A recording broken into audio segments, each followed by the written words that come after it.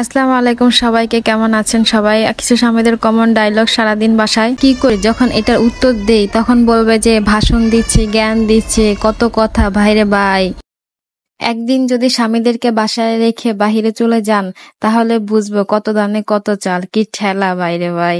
তখন এক সেকেন্ডও তারা বাসায় টিকতে পারবে না।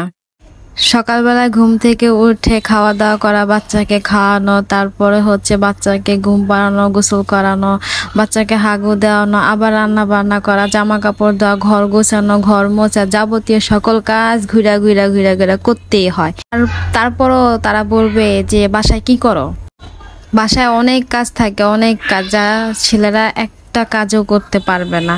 আর হ্যাঁ, ছেলেরা বাহিরে কাজ করে তারপর অনেকে রোদে কাজ করে, অনেকে অফিসে জব করে, বিভিন্ন জায়গায় কাজ করে, তাদেরও কষ্ট হয়, তারাও কাজ করে, বাসাও কিন্তু কাজ কষ্ট, দুটোটাই কষ্ট। কিন্তু ছেলেরা মানতে চায় না এটা। তো আমাদের মাথায় রাখা উচিত দুজনেরই কাজ সমান সমান, সবাই কষ্ট করে। তো যাই হোক, এখন হচ্ছে আমি রান্না করতেছি, কলিজা ভুনা করতেছি, তারপর ডাল রান্না করছি। এখন হচ্ছে আমি দুধ বসায় দিছি, এখন হচ্ছে আমি ফালুদা বানাবো।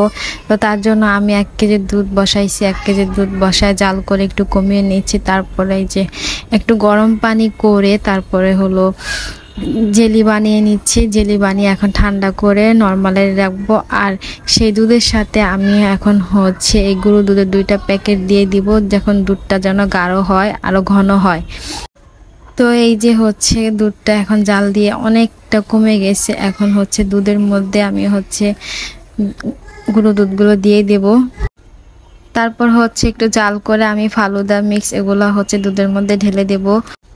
তো এই যে হচ্ছে ফালুদা, এখন আমি জাল দিয়ে যখন হচ্ছে ফালুদা গুলো হয়ে যাবে তখন আমি হচ্ছে নামিয়ে ফেলবো।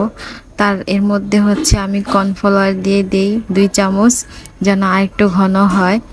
এখন এটা ঘন হয়ে গেলে আমি তারপর এটা নামিয়ে ফেলবো। তারপর বাসায় যার যেই ফল থাকে তা দিয়ে পরিবেশন করে নেবেন, খুব টেস্ট, খেয়ে দেখবেন সবাই।